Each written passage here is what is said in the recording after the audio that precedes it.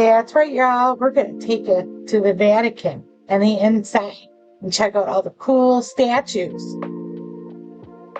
in the Gallery of Candelabra.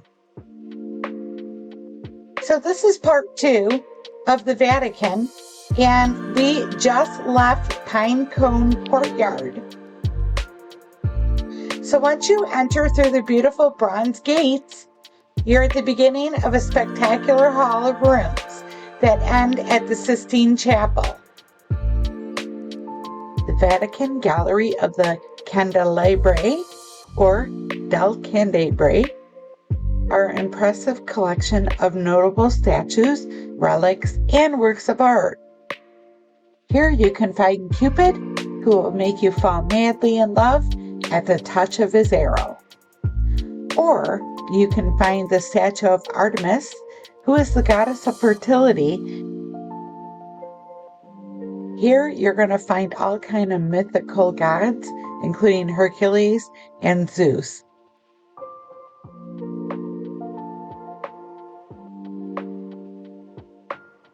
The name of the Candelabra is named for the enormous marble candlesticks that you find in each section as you walk down the hallway.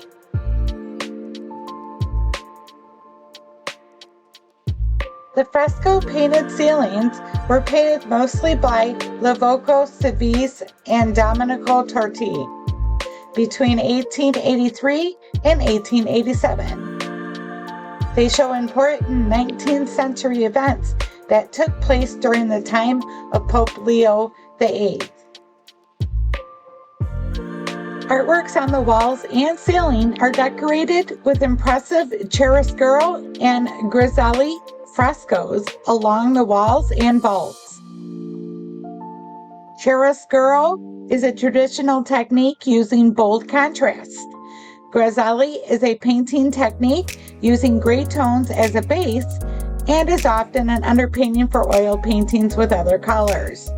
These techniques are what makes the frescoes in the gallery appear three-dimensional.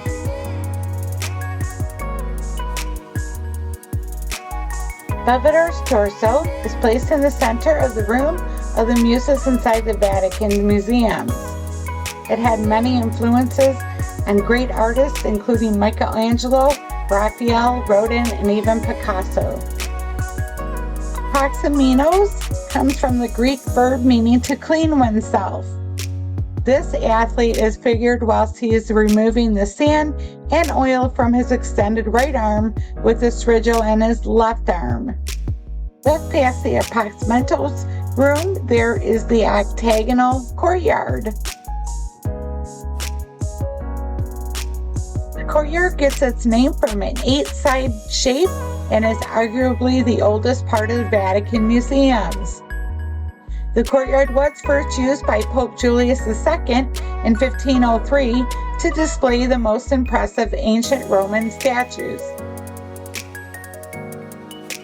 The Laocoon and Belvedere Apollo are still in the same position as they were when Pope Julius II had them on display.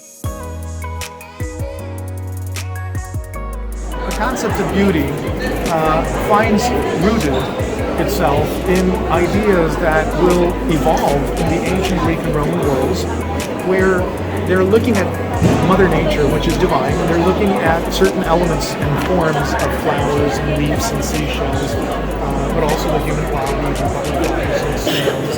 And they're looking at the design and the form specifically, and they understand that there are relationships. It's almost like a mirror image. So here's the deal. Why did Pope Julius II want a rookie and not a professional? If you want to be a doctor, don't go to law school. If you want to be a plumber, don't study with a carpenter. If you want to be a painter, study with a painter. Painters don't look at statues, they look at other paintings. That's where they get their ideas. But Michelangelo is not a painter. He's a sculptor. A sculptor who's painting. And so he's getting all of his ideas from. The Laocoon statue is not only one of the most famous marble sculptures in the Vatican, but also one of the most important statues in the world. The struggle between the men and the snakes is the subject of this famous sculpture. Leaving the Octavian Courtyard, we now enter the Hall of Animals. In this hall, it is the animals who are the protagonists and can be seen both in curious interactions between one another. The animals are in relation to heroes and gods of the ancient world. Colored marbles were used to elude the colors of coat or plumage of various animals. Now we're going to take you into the round room, the room of the rotunda. The room itself was designed by architect Michelangelo Simonetti in the year 1779. The centerpiece in this room is the Emperor Nero's bathtub. The bathtub itself is made from a very rare stone called red porphyry and is about 43 feet around. Circling Nero's bathtub are several enormous marble statues. The first statue you're going to see as you enter the round room is Antinous. There are several important statues in this room. It is worth noting that these statues are of the ancient Roman period, which means you're viewing statues dating between 1500 to 2000 years old. Some of the empires include Antinous, Galba, Claudius, and of course Hercules. Hercules is the largest statue in this room and is the only statue cast in bronze. The statue of Hercules is very rare, since almost all statues made in bronze were melted down after the fall of the Roman Empire. It only survived because it was struck by lightning, and the ancient Romans had to bury it because it was considered a bad omen.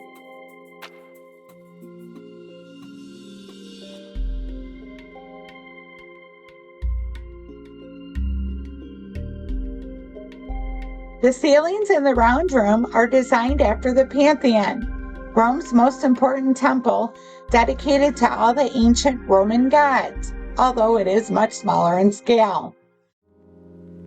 The frescoes on the ceiling vault in the Sala de Muse represent Apollo scenes and ancient Greek poets. In the central panel, the contest between Apollo and Marsyas.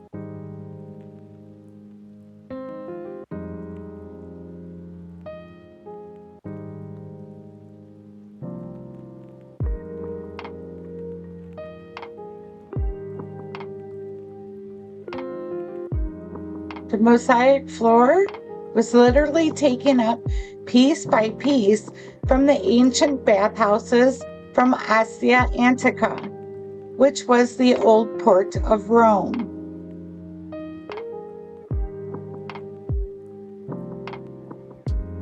Heading into the Greek cross hall, you'll notice each side is flanked by Egyptian-style pillar statues in pink granite, which dates back to the beginning of the 1st century AD.